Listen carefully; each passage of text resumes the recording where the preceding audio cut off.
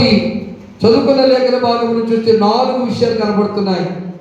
యెహోవాకు నివాస స్థలము చూసే వరకు కూడా నా నివాసంలోనికి నేను వెళ్ళనని మొక్కుకున్నాడు దావీదు. రెండవది, జీవం కలిగిన దేవునికి ఒక నివాస స్థానం చూసే వరకు కూడా నేను నా మంచం మీదకు ఎక్కను. కూర్చుంటే కిందే కూర్చుంటా, పడుకుంటే సాపేసుకుని పడుకుంటా, నేల మీద పడుకుంటా.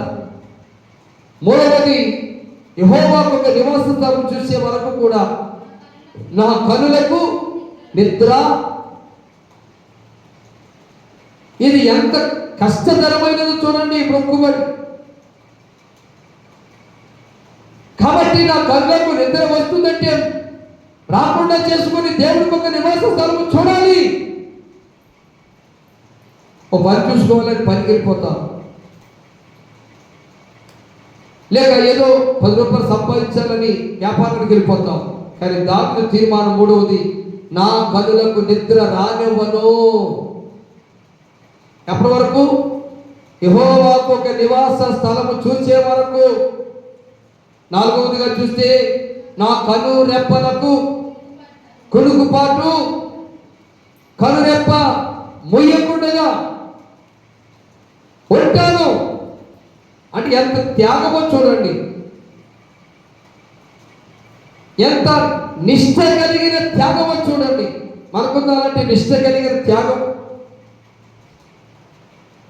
ఏదో ఒక పని చేయాలంటే ఏమంటే తెగించి మొండికెక్కి ఆ పని చేస్తాం. ప్రార్థన చేయాలంటే ఎన్ని సాగులు చెప్తాము. ఉపవాస ప్రార్థన అంటే సాగులు, సంకురాత్రి ప్రార్థన అంటే సాగులు, జాగారపు కూటం అంటే సాగులు, కృతజ్ఞత ప్రార్థన అంటే సాగులు. ఎన్నో సాగులు చెబుతూ మనం దేవుని ఆశీర్వాదాలకు దూరం అయిపోతున్నాం. ఈ తీర్మానాలతో, ఈ ఉద్దేశాలతో దావీదు ఈ నిర్ణయంతో ఉన్నాడు కనుకనే దావీదు తన జీవితంలో దేవుని ఆశీర్వాదాలు చూశాడు. చప్పటి దేవుని కనపరుచుకుందాం. చప్పటి పరిశుద్ధాత్మ దేవుని కనపరుచుకుందాం.